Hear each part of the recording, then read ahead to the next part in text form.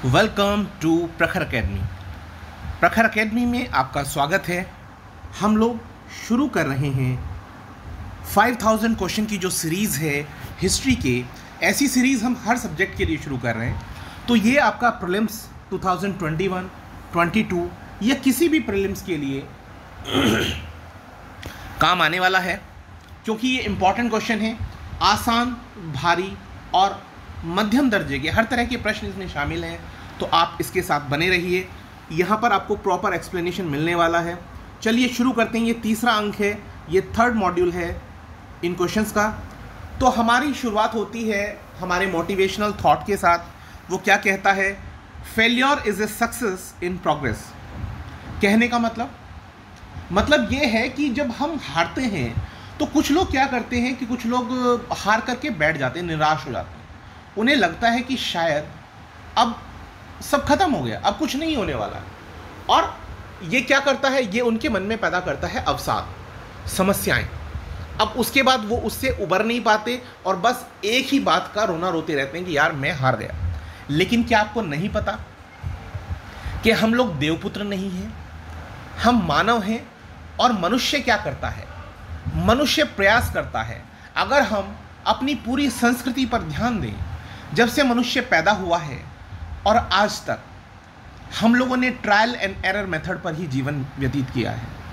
बहुत सारी गलतियां पूर्वजों से होती रही और उसमें वो सुधार करते रहे। गलती होती है, किस चीज़ से गलती हो रही है उस गलती को हटाते रहिए, एलिमिनेट करते रहिए। तो आप देखेंगे कि वो अशुद्धियाँ जब समाप्त हो जाएंगी तो आप एक प्योर स्टेज में आ जाते हैं, यानी आप सक्सेस के करीब या सक्सेस को अचीव कर लेते हैं। देखिए, हमारे यहाँ कहावत भी है कि करत करत अभ्यास के जड़मती होए सुजान। तो अभ्यास से मतलब क्या है? जैसे हम मैथ्स के क्वेश्चन ही निकाल रहे हैं, एक एग्जांपल ले लीजिए कि आप जब क्वेश्चन निकालते हैं तो निकालते वक्त क्या होता है कि एप्लीकेशंस में कहीं गलती कर देते हैं, कैलकुलेशंस में कहीं गलती कर देते हैं, जल्दबाजी में कोई गलती कर देते हैं। लेकिन जब आप देखते हैं कहाँ गलती हुई, उस गलती को समझ लेते हैं और फिर उस गलती का निराकरण कर देते हैं, तो आप देखते हैं कि आपका क्वेश्चन सही हो जाता है। तो बिल्कुल यही प्रोसेस है सक्सेस को अचीव करने की, कि आप जब प्रयास करेंगे तो बट ऑब्वियस है गलती भी करेंगे और गलती को एलिमिनेट करके आप सक्सेस भी अचीव करेंगे। यही मंत्रा है। इसी मंत्रा के साथ हम आगे बढ़ते हैं। हमारा क्वेश्चन है पहला कि रंगपुर, जहाँ पर हड़प्पा की समकालीन सभ्यता है, वो कहाँ पर है?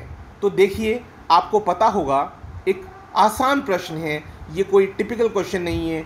रंगपुर एक फेमस प्लेस है हड़प्पन कल्चर का। तो ये कहाँ पर है? रंगपुर पड़ता है आपका गुजरात के सौराष्ट्र क्षेत्र में। जो सौराष्ट्र एरिया है उसमें पड़ता है आपका रंगपुर।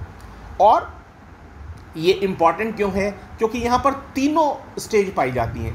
हड़प्पन पीरियड की तीनों स्टेज हैं यहाँ पर, जैसे प्री हड़प्पन है और पोस्ट हड़प्पन है। ठीक है, प्रश्न पूछा जाता है स्पेशली कि भाई तीनों की तीनों सभ्यताएं जहाँ पाई जाती हैं वो स्थल का नाम बताएं। ऐसे करके भी प्रश्न पूछा जाता है। चलिए अगले प्रश्न की तरफ बढ़ते हैं। अगला प्रश्न है हमारा, हड़प्पा सभ्यता स्थल लोथल स्थित है। तो ये तो बहुत फेमस क्वेश्चन है, ये तो आपको पता होगा। देखिए, हड़प्पा सभ्यता में एक ही पत्तन स्थल था, यानी एक ही पोर्ट था जिसका नाम क्या था? लोथल। और वो कहाँ है? बट ऑब्वियस है कि वो बंदरगाह है। तो कहाँ होगा? ना तो वो पंजाब में होगा, ना वो सिंध में हो, सॉरी ना राजस्थान में होगा। कहाँ होगा वो आपका दो तो आपने एलिमिनेट कर ही दिए, या तो गुजरात होगा या सिंध होगा। लेकिन आप जानते हैं कि लोथल कहाँ है? ये है गुजरात में। लोथल कहाँ पर है? लोथल है जो हमारा गुजरात है, गुजरात में पड़ती है एक भोगवा नदी। कहाँ पड़ती है? भोगवा नदी अहमदाबाद ज़िले में पड़ती है। वहाँ पर लोथल आपका एक क्या है? एक बंदरगाह स्थल है, जो हड़प्पा कालीन एक महत्वपूर्ण स्थल है। अगले प्रश्न की तरफ बढ़ते हैं। निम्न में से कौन सा एक हड़प्पा का बंदरगाह है? ये प्रश्न भी उसी तरह का है। तो क्या है? इसका उत्तर हो जाएगा लोथल। इसका उत्तर क्या हो जाएगा? इसका उत्तर हो जाएगा लोथल हो जाएगा। चलिए अगले प्रश्न की तरफ बढ़ते हैं। निम्न में से किस हड़प्पा कालीन स्थल से हल्का टेराकोटा पाया गया है? देखिए हल्का टेराकोटा, टेराकोटा को समझिए, टेराकोटा क्या होता है, हल जो है उसकी प्रतिकृति बना रखी है, एक रेप्लिका बना रखी है, किससे, मिट्टी से। तो मिट्टी से बनी हुई जो आकृतियां हैं इन्हीं को हम टेराकोटा कहते हैं। तो आपको पता होगा कि जो हरियाणा है, तो हरियाणा के फतेहाबाद में, हरियाणा के फतेहाबाद ज़िले में आपका पड़ता है बनवाली, क्या पड़ता है, या बनावली। तो बनावली जो है वहाँ से हमने क्या प्राप्त किया था, वहाँ से प्राप्त किया था हल्का टेराकोटा। 2-4 बार क्वेश्चन को आप पढ़ेंगे, आपको याद हो जाएंगे, उसके बाद टेस्ट सीरीज लगा कर देखेंगे तो आपको प्रैक्टिस हो जाएगी। अगले प्रश्न की तरफ बढ़ते हैं। अगला प्रश्न है कि कौन सा दर्शन त्रिरत्न को मानता है। तो अब इस प्रश्न का उत्तर क्या होगा, चलिए सोचते हैं। देखिए आपको पता होगा त्रिरत्न के बारे में, अगर आप जैन धर्म की बात करें तो जैन धर्म में त्रिरत्न के रूप में माना जाता है सम्यक दर्शन, सम्यक ज्ञान और सम्यक चरित्र। ठीक है, तो सम्यक दर्शन, सम्यक ज्ञान, सम्यक चरित्र, ये 3 बिंदु जो हैं वो त्रिरत्न के रूप में माने जाते हैं जैन धर्म में। लेकिन ये क्वेश्चन कन्फ्यूज़न से भरा हुआ है, क्योंकि ऐसे ही 3 रत्न जो हैं वो कहाँ पर हैं, वो बुद्ध धर्म में भी हैं। आपने सुना होगा बुद्धम शरणम गच्छामि, धम्मम शरणम गच्छामि, संघम शरणम गच्छामि। तो यहाँ पर 3 बिंदु आप देखते हैं, वहाँ पर क्या है, वो 3 बिंदु आपके हो गए जैन धर्म के अंदर। एक तो आपका हो गया क्या, बुद्ध, दूसरा धम्म और तीसरा संघ। तो अब ये प्रश्न थोड़ा सा विवादास्पद है। छत्तीसगढ़ लोक सेवा आयोग ने तो बल्कि इसे इवैल्यूएशन से आउट भी कर दिया था, क्योंकि एक प्रश्न में जब 2 विकल्प ऐसे हो जाते हैं जो आपको कंफ्यूज करते हैं तो उसको आउट कर दिया जाता है, या सब लोगों में, कैंडिडेट्स में जो मार्क्स होते हैं वो इक्वली डिस्ट्रीब्यूट कर दिए जाते हैं। चलिए अगले प्रश्न पर आते हैं। स्यादवाद क्या है। देखिए स्यादवाद आपने पढ़ा होगा, स्यादवाद किस धर्म से बिलोंग करता है, ये जैन धर्म से बिलोंग करता है। स्यादवाद किससे बिलोंग करता है, जैन धर्म से बिलोंग करता है। तो ये उत्तर इसका क्या हो जाएगा, ये जैन धर्म हो जाएगा। अब अगले प्रश्न की तरफ आते हैं। निम्न में से कौन सा धर्म विश्व विनाशकारी प्रलय की अवधारणा में विश्वास नहीं करता। देखिए आपके पास जो ऑप्शंस हैं वो ऑप्शंस क्या हैं, बौद्ध धर्म, जैन धर्म, हिंदू धर्म और इस्लाम धर्म। तो मैं आपको बता दूं, इस्लाम धर्म में बात की जाती है कयामत की, हिंदू धर्म प्रलय की बात करता है। तो ये दोनों तो तत्काल प्रभाव से ही आप एलिमिनेट कर सकते हैं। अब बात आती है जैन धर्म और बौद्ध धर्म की। तो जैन धर्म को अगर आपको थोड़ा सा भी याद हो तो जैन धर्म ये कहता है कि ये जो जीवन है, ये जो सृष्टि, मतलब जो ये आपका संसार है, ये आपका शाश्वत है। कैसा है ये, शाश्वत है, नित्य है, मतलब इसका निर्माण नहीं हुआ है, ये हमेशा से रहा है और हमेशा रहेगा। तो ऐसी चीज़ जिसका निर्माण नहीं होना है, जिसकी सृष्टि नहीं होनी है, तो भैया वो इस बारे में क्यों सोचेंगे, वो इस बारे में कोई विचार क्यों करेंगे कि विश्व विनाशकारी प्रलय की अवधारणा में विश्वास करेंगे। तो वो विश्वास नहीं करेंगे, इसलिए इसका उत्तर क्या होगा, जैन धर्म हो जाएगा। अब अगला प्रश्न आता है, निम्न में से कौन सा मोक्ष के साधन में से जन्म, कर्म और भक्ति तीनों को समान महत्व देता है। अब विकल्प हमारे सामने कौन कौन से हैं, विकल्प हमारे सामने हैं अद्वैत वेदांत, विशिष्टाद्वैतवाद, भगवत गीता और मीमांसा। तो देखिए इसका बड़ा आसान सा उत्तर है। इसका उत्तर क्या है, इसका उत्तर है भगवत गीता। क्या उत्तर है इसका, इसका उत्तर है भगवत गीता। तो ये क्यों है ऐसा, मैं थोड़ा सा एक्सप्लेन कर देता हूँ। अगर आपने ये मंत्रा पढ़ा है तो आपको पता होगा कि ये तु सर्वाणि कर्माणि मयि संन्यस्य मत्परा अनन्ये एव योगेन माध्यायन्ते उपासने तेषामह समृद्धर्ता मृत्यु संसार सागरात भवामी नाशिरात पार्थ मय्यावेशी चेतशाम। तो ये आपका जो है थोड़ा सा मैंने प्रोनाउंसिएशन में हो सकता है गलती की हो। तो ये जो है ये किस भाव के बारे में बताता है, ये एक श्लोक है जो ये कहता है कि जो कर्म है, भक्ति है और जन्म की महत्ता जो है, ये श्लोक इस बात को क्या करता है, प्रतिपादित करता है।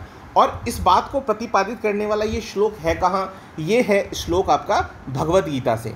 कहाँ से है, भगवत गीता। भगवान श्री कृष्ण जो हैं इस श्लोक में इन तीनों चीज़ों का महत्व बताते हैं। तो यानी गीता ही वो है जो जन, कर्म और भक्ति तीनों को ही समान महत्व देता है।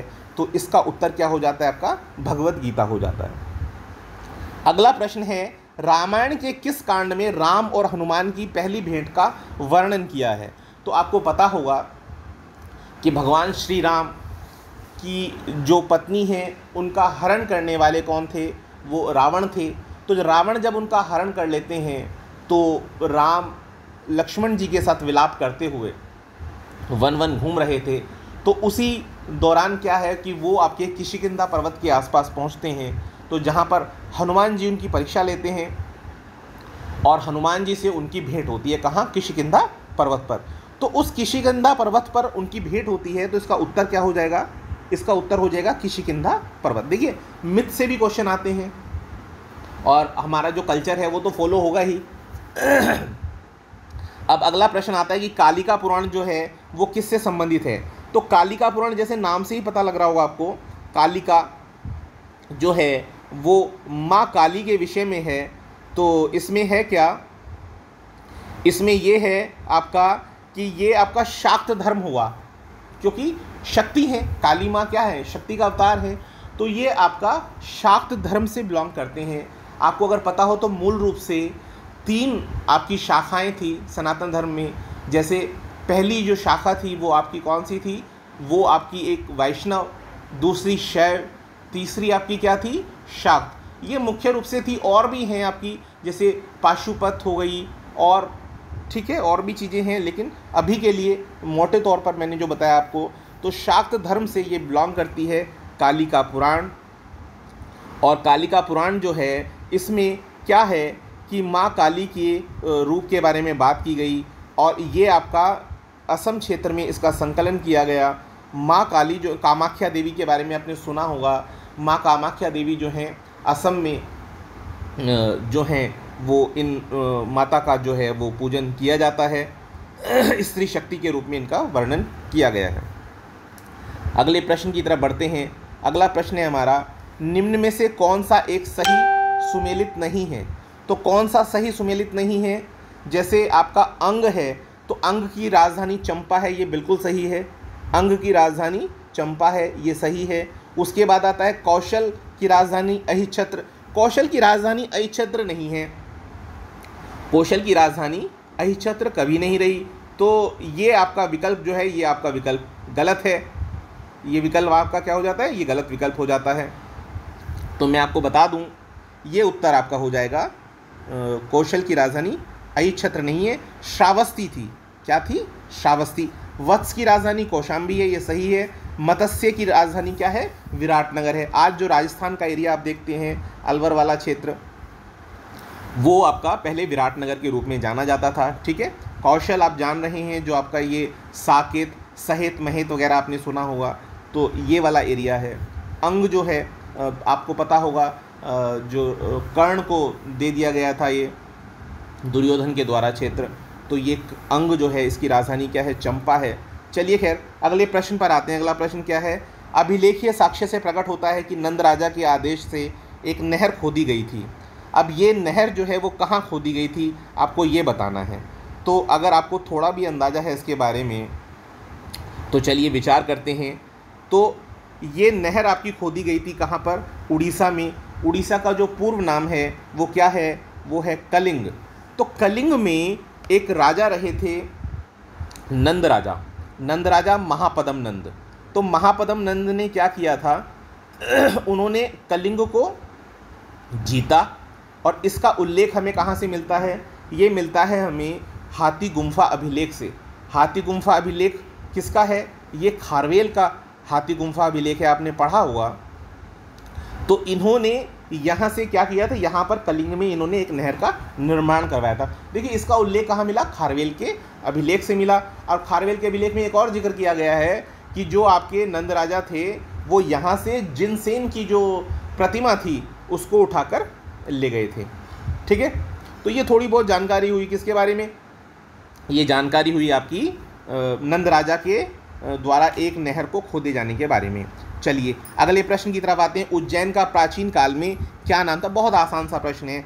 उज्जैन जो है चंद्रगुप्त द्वितीय की राजधानी के रूप में जाना जाता था। गुप्तों का राजा था, काफ़ी फेमस राजा।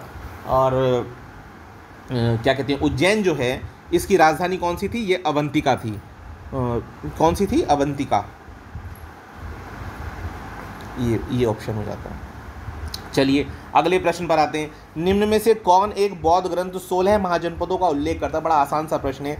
बौद्ध ग्रंथ है अंगुत्तर निकाय। कौन सा है? अंगुत्तर निकाय में 16 महाजनपद का जिक्र किया गया है। चलिए अगले प्रश्न पर आते हैं। अगला प्रश्न है कि मगध की राजधानी कौन सी थी? देखिए बड़े आसान प्रश्न इसमें इस्तेमाल किए हैं जिससे कि आप जो हैं वो आसानी से इनको सॉल्यूशन निकाल सकें, और उसके बाद धीरे धीरे हम प्रश्नों का स्तर जो है वो बढ़ाते चले जाएंगे। तो अब आपको बताना है कि राजधानी मगध की कौन सी थी। तो मगध की राजधानी थी आपकी क्या कहते हैं इसको, गिरिव्रज। क्या राजधानी थी? राजगृह या गिरिव्रज। अगला प्रश्न, किसने मगध साम्राज्य में वज्जी गणसंघ को हराकर आत्मसात किया?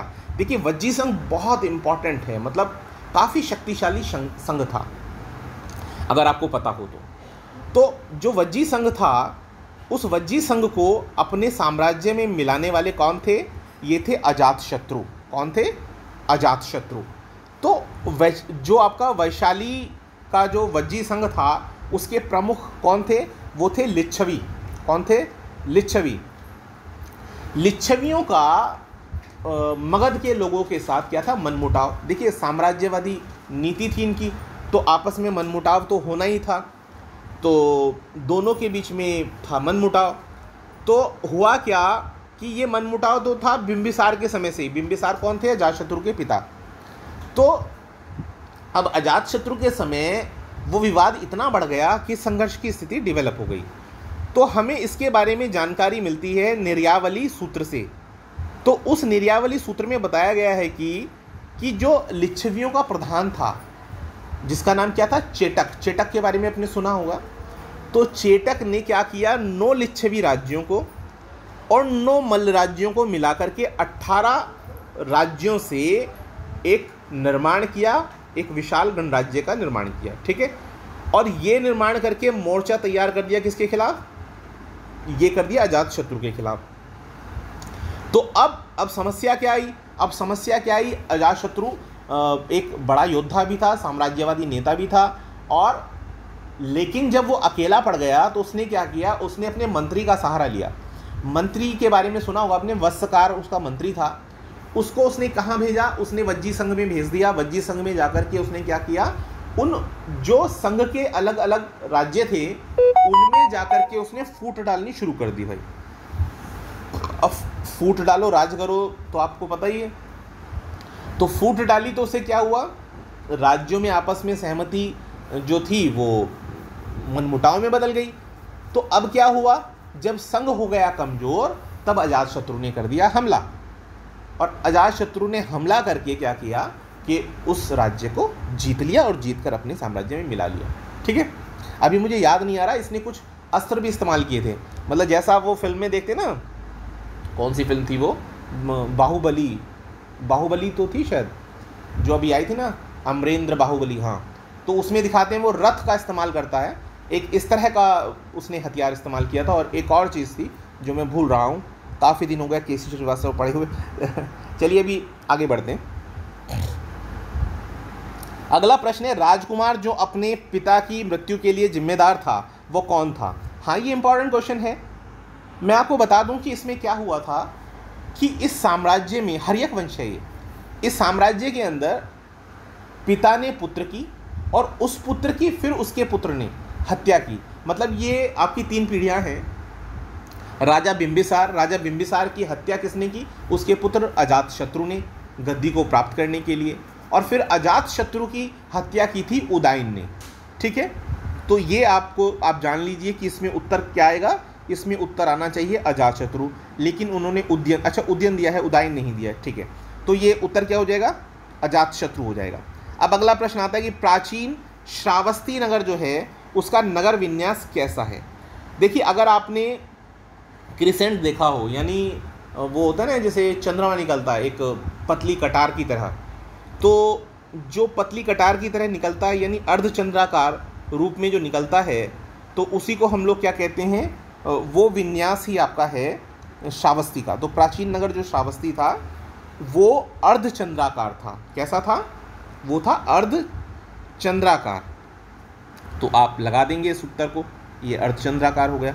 अब अगले प्रश्न की तरफ बढ़ते हैं। अगला प्रश्न है, निम्न में से किन स्थानों से मध्य पाषाण काल में पशुपालन के प्रमाण मिलते हैं। ये बहुत प्यारा सा क्वेश्चन है, आता भी है काफ़ी बार, तो ये बहुत आसान भी है।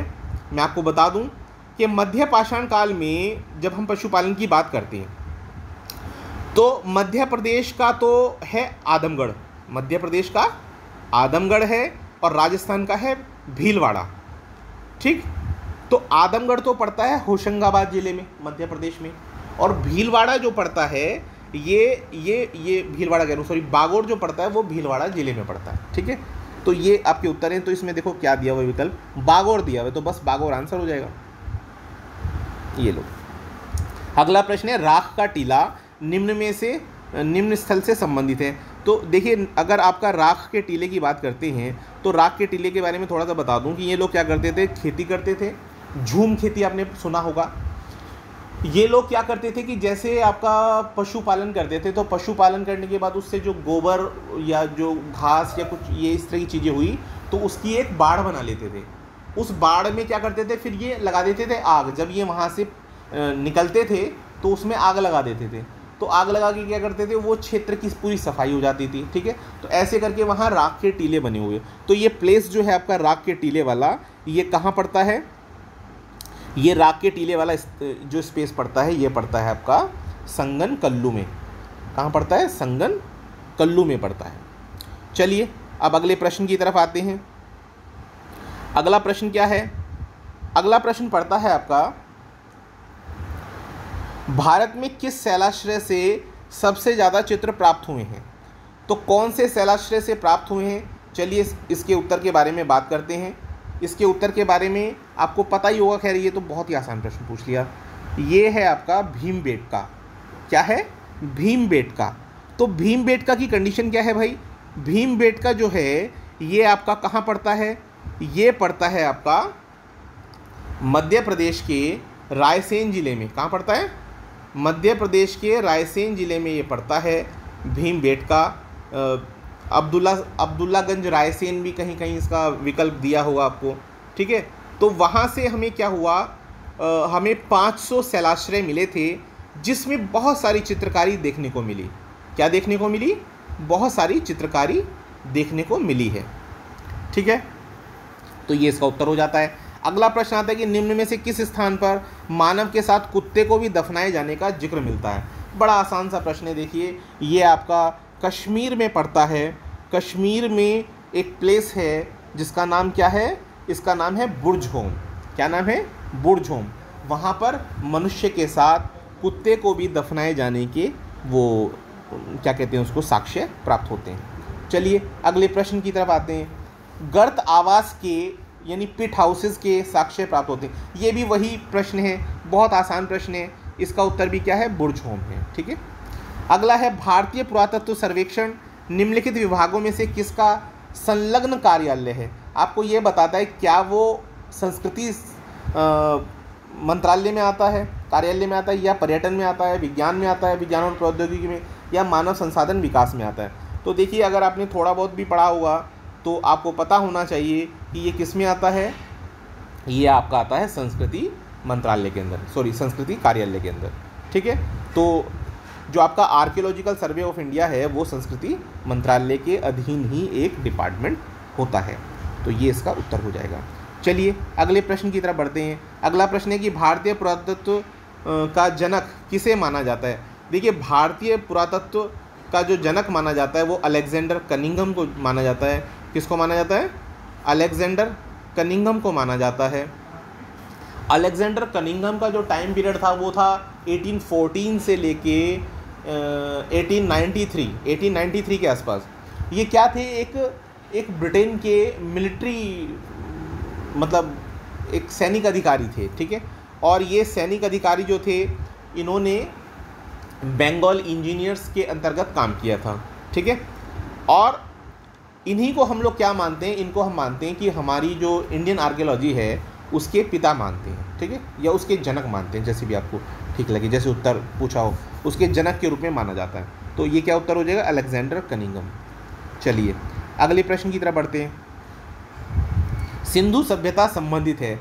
सिंधु सभ्यता बताने से पहले मैं थोड़ा सा एक बात बता देता हूँ, इंपॉर्टेंट बात, कि भाई जो सिंधु सभ्यता है, इस सभ्यता में आपने देखा कि हमें लिपि मिली, लेकिन उस लिपि को हम पढ़ नहीं पाए।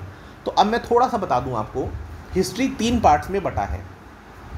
एक वो हिस्सा जिसमें हमें लिखित साक्ष्य नहीं मिला, ठीक है, तो उसे क्या कहते हैं, प्री हिस्टोरिक। क्या बोलते हैं, प्री हिस्टोरिक, प्रागैतिहासिक काल हिंदी में, ठीक है। एक वो हिस्सा जिसमें हमें लिखित साक्ष्य मिले हैं लेकिन उन्हें हम पढ़ नहीं पाए, तो उन्हें क्या कहते हैं, आद्य ऐतिहासिक काल या प्रोटो हिस्टोरिक, ठीक है। और तीसरा है आपका वो काल जब हमें लिखित रूप में साक्ष्य मिल पाए, तो उसे हम क्या बोलते हैं, उसे हम बोलते हैं हिस्टोरिक।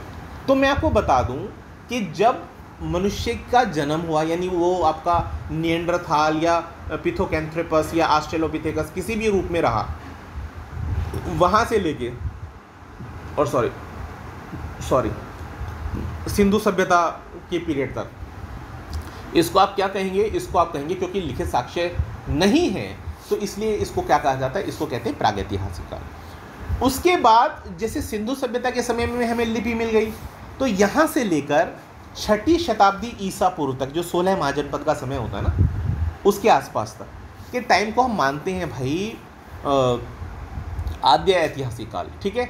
और इसके बाद का समय यानी 6ठी शताब्दी ईसा पूर्व के बाद का काल और उससे अब तक, ये पूरा का पूरा हिस्टोरिक यानी ऐतिहासिक काल के रूप में जाना जाता है। बस इतनी डिटेल हमेशा याद रखना, कोई कन्फ्यूज़न नहीं होगा।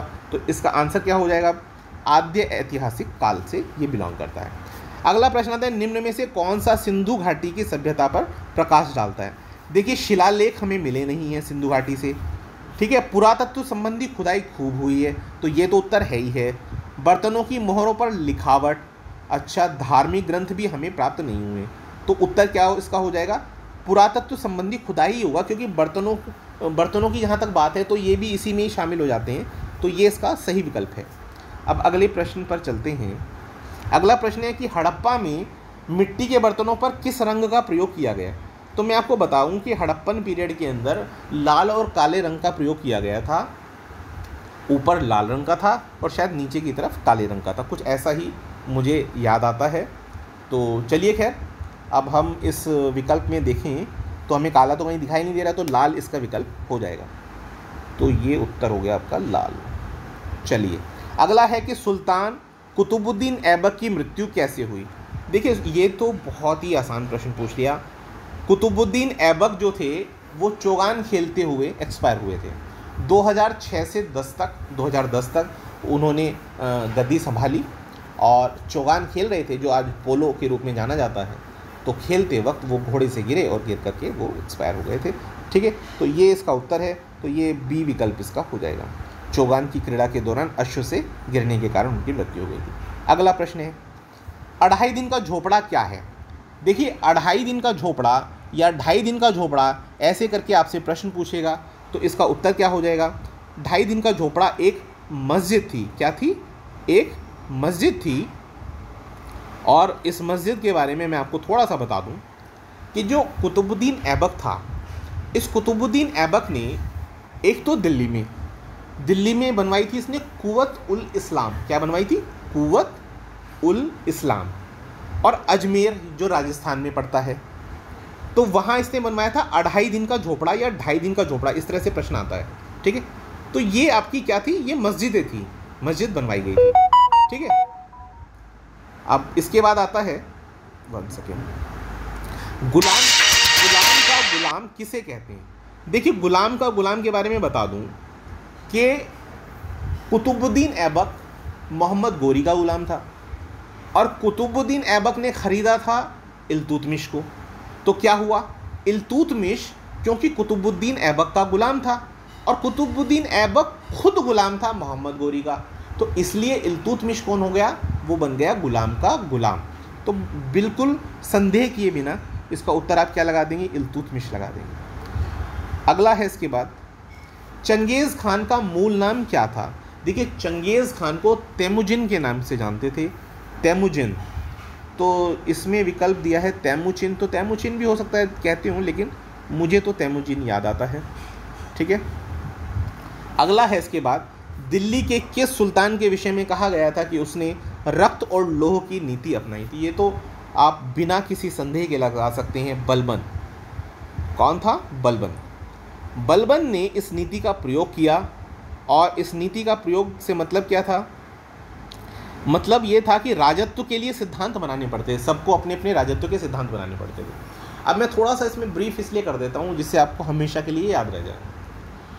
देखिए इल्तुतमिश के बारे में आपको पता हुआ, उसने तुर्कान चिहालगानी का निर्माण किया। तुर्कान चिहालगानी का निर्माण जो उसने किया, उसने इसलिए किया था कि भाई तुर्क जो हैं वो सब इकट्ठा रहेंगे, और क्योंकि भारत के अंदर वो राज करने की बात कर रहे हैं, तो हमारे पास एक ऐसा दल होना चाहिए कि कोई भी समस्या होने पर आपत्ति आए तो 40 के 40 लोग एक दूसरे का सहयोग करें। लेकिन 40 के 40 लोग क्या थे, वो आपस में समकक्ष थे, बराबर का दर्जा उनका था।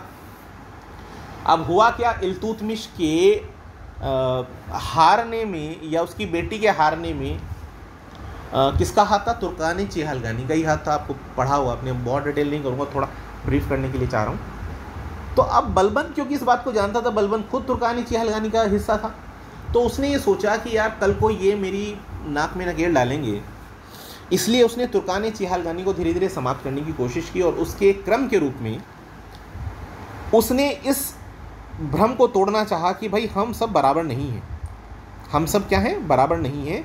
उसने दो बातें कही। उसने कहा कि भाई सुल्तान का पद तो ईश्वर के द्वारा दिया जाता है, यानी ईश्वर के द्वारा प्रदत्त होता है, इसलिए जिसके पास सुल्तान का पद है वो बाकी लोगों के बराबर तो हो ही नहीं सकता, यानी तुर्कान चिहालगानी से वो ऊपर उठ गया है। ठीक है, दूसरी बात, सुल्तान जो होता है वो होता है निरंकुश, जैसा वो चाहे वो ऐसा कर सकता है, उसके ऊपर कोई उससे सवाल जवाब नहीं पूछे, यानी तुर्कान चिहालगानी वाले उससे सवाल जवाब नहीं कर सकते। ठीक है, दो बातें कह के वो क्या हुआ, तुर्कान चिहालगान से अलग हो गया। ठीक, अब एक और काम उसने किया था, क्या, वो सब के सब क्योंकि बराबरी मानते थे, इसलिए उसने ये प्रथा शुरू करी कि भाई अपने आप को जोड़ लिया ईरान के एक महान सम्राट से, एक महान नाम से, अफ्रीसियाब के नाम से, और कहा कि भाई मैं तो उसका वंशज हूँ, देवपुत्र हूँ, इस तरह से। और सब लोगों से कहा कि भाई जब राज दरबार में आप आएँ, तो राज दरबार में आप आएंगे तो दो चीज़ें जो हैं वो शुरू होंगी, एक तो नवरोज़ और एक जो ईरानी त्यौहार था, और एक दूसरा था कि पैबोस। तो इसमें क्या होता था, इसमें यह माना गया था कि भाई सुल्तान जो है वो पृथ्वी पर ईश्वर का प्रतिनिधि है, यानी नियामत खुदाई है, और पैगंबर के बाद है। और दूसरी बात, जो उसके सरदार हैं उनको, क्योंकि पैबोस वगैरह की बात की उसने, तो वो क्या करते थे, उसका झुक कर के पाँव को और हाथ को चूमते थे। ठीक है, तो ये प्रोसेस उसने शुरू कराई जिससे कि वो उसके सामने सर ना उठाएं। ये उसकी नीतियाँ थी। मैंने पूरा ही डिटेल कर दिया जिससे कन्फ्यूज़न नहीं खत्म हो जाए। बलबन।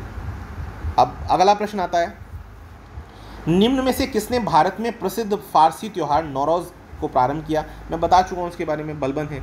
ठीक है, तो ये इसका उत्तर बलबन हो जाएगा। अगला आता है इसके बाद, निम्न सुल्तानों में से किसने गढ़मुक्तेश्वर की मस्जिद की दीवारों पर अपने शिलालेख में खुद को खलीफा का सहायक कहा।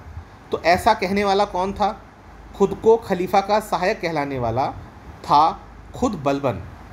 बलबन ने गढ़मुक्तेश्वर, तो आपको पता ही होगा, वहाँ पर जो मस्जिद थी उस पर उसकी दीवारों पर ये लेख उत्कीर्ण कराया था। ठीक है, अगले प्रश्न पर आते हैं। जब उसने राजत्व प्राप्त किया तो वह शरीयत के नियमों और आदर्शों से पूरी तरह से स्वतंत्र था। बर्नी ने ये कथन किस सुल्तान के बारे में कहा। देखिए, जिस तरह से बलबन था उसी से दो कदम आगे समझिए, आप दो कदम आगे ही कहूँगा, अलाउद्दीन खिलजी को समझिए। अलाउद्दीन खिलजी जो था उसने भी किसी शरीयत का पालन नहीं किया, उसने उन्हीं चीज़ों का पालन किया, निरंकुशता का। तो उसी के बारे में जियाउद्दीन बर्नी कहते हैं, क्या कहते हैं कि अलाउद्दीन खिलजी दिल्ली का वो पहला सुल्तान था जिसने धर्म के ऊपर भी नियंत्रण स्थापित कर लिया था। कैसे?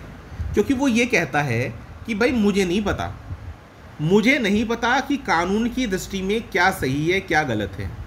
मैं तो जो मेरे मन में विचार आता है, मेरे सामने कोई समस्या आई, मैंने उसके लिए विचार किया कि भाई ये सटीक होगा या क्या मेरे राज्य के लिए सही होगा, वो निर्णय कर लेता हूँ और मैं उसको मानता हूँ, मुझे किसी धर्म से मतलब नहीं। ठीक है, तो ये कंडीशन किसकी थी? ये अलाउद्दीन खिलजी की थी। तो उसने बलबन के ही विचार को एक तरह से आप ये कह सकते हैं समर्थन दिया था। ठीक है, तो राजा की सार्वभौमिकता पर उसने विश्वास रखा और ये माना कि पृथ्वी पर अगर कोई मतलब राजा है, मतलब जो सुल्तान है, वो ईश्वर का ही रिप्रेजेंटेटिव है। इसलिए उसने कभी खलीफा से कोई अनुमति नहीं ली। वरना आपने देखा हुआ सारे के सारे सुल्तान बाद में बनते थे, पहले एक एप्लीकेशन भेज देते थे कि भैया मुझे मेरी जो सल्तनत है उसको आप मान्यता दे दें। ठीक है, तो ये आपका किसके बारे में? अलाउद्दीन खिलजी के बारे में। अलाउद्दीन खिलजी के प्रसिद्ध सेनापतियों में से किसकी मंगोलों के विरुद्ध लड़ते हुए मृत्यु हुई थी? तो ये भाई थे जफ़र खान। कौन थे? ये थे जफ़र खान, जिनकी मृत्यु हो गई थी लड़ते हुए किनसे? मंगोलों से। ठीक है, तो निसंदेह आप इस उत्तर को लगा सकते हैं।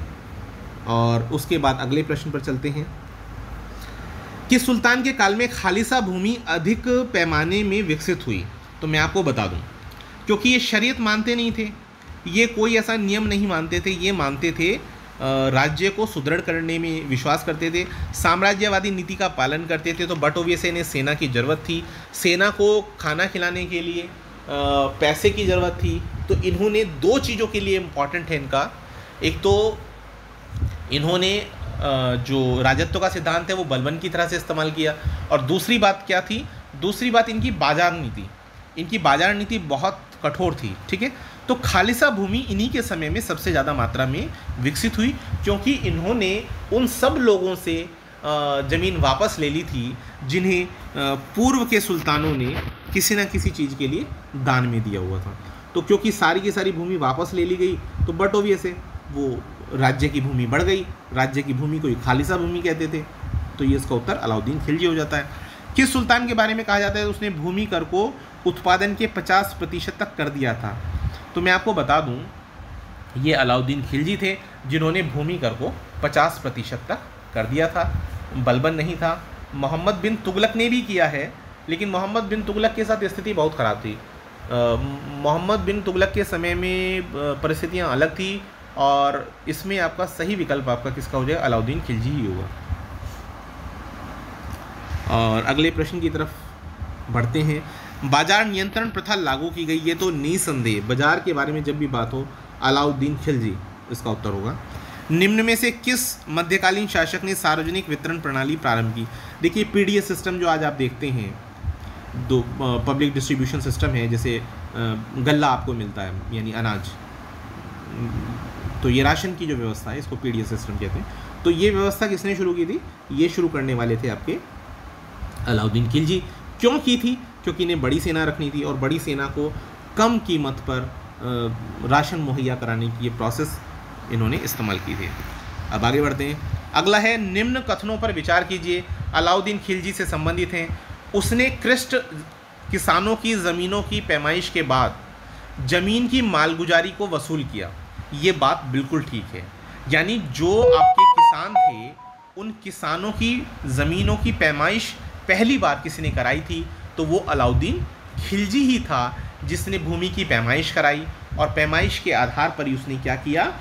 उसने सरकारी कर्मचारियों से कहा कि भाई लगान को वसूला जाए। ठीक है, लेकिन ये पैमाइश आपकी जो है, ये पैमाइश हर जगह नहीं थी, ये थी दिल्ली और उसके आसपास के एरिया में। तो दूसरा विकल्प जो है ना कि उसने लगान व्यवस्था को पूरी सल्तनत में लागू कर दिया, भाई साहब बिल्कुल गलत है। क्यों गलत है? क्योंकि भैया वो पूरी की पूरी सल्तनत में इस प्रोसेस को लागू नहीं कर पाए थे। वो इस प्रोसेस को दिल्ली या दिल्ली के आसपास के समीपवर्ती क्षेत्रों में ही लागू कर पाए थे। तो दूसरा विकल्प तो मतलब कायदे से काट दीजिए। अगला है उसने प्रांतों के गवर्नरों के अधिकारों को समाप्त कर दिया। बिल्कुल जी, उसने किसी के अधिकार छोड़े ही नहीं थे, वो एक निरंकुश शासक था। ठीक है, तो ये विकल्प भी बिल्कुल ठीक है। पहला और तीसरा विकल्प बिल्कुल ठीक है। जहाँ भी हो आप एकदम से खट से निशान लगा दें। ये हो गया फर्स्ट एंड थर्ड। ठीक है, सी विकल्प इसका सही है। चलिए आगे बढ़ते हैं। और आगे है आपका thanks for watching this video. अगर आपको कंटेंट अच्छा लगे तो प्लीज़ लाइक एंड शेयर।